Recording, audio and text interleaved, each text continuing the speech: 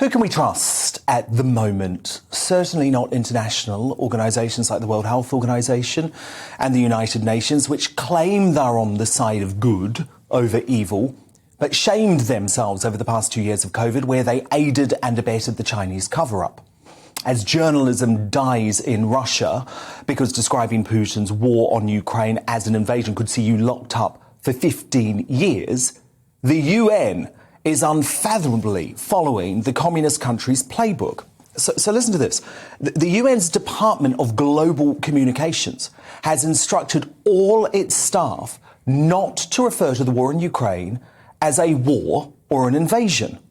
An embarrassing internal email obtained by the Irish Times instructed UN staff this: some specific examples of language to use, not use at the moment. Use conflict or military offensive and not war or invasion when referring to the situation in Ukraine. I mean, come on.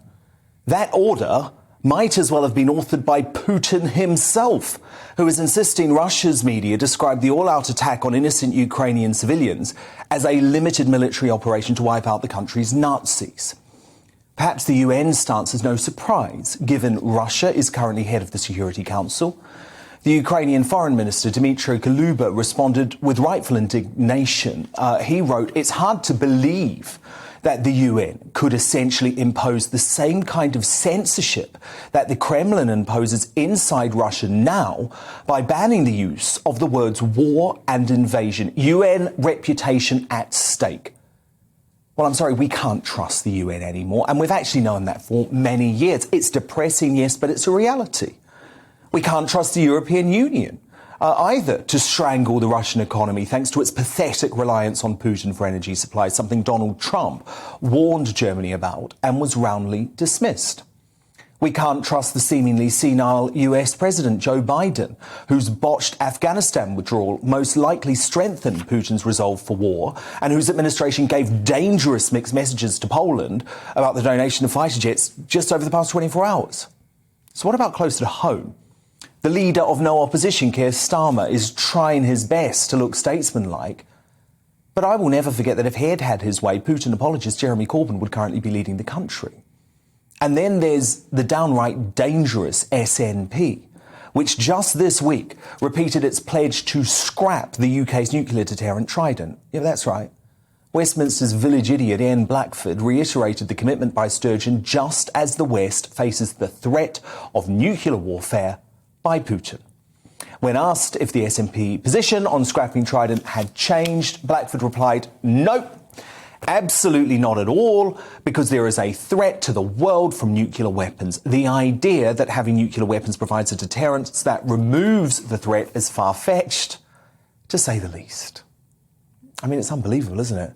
I'd love to see Sturgeon and Blackford try and convince Putin to get rid of Russia's nuclear capability. It's a deluded and dangerous position. The nightmare prospect of a Labour SNP coalition government would put our national security at threat. I have no doubt about that.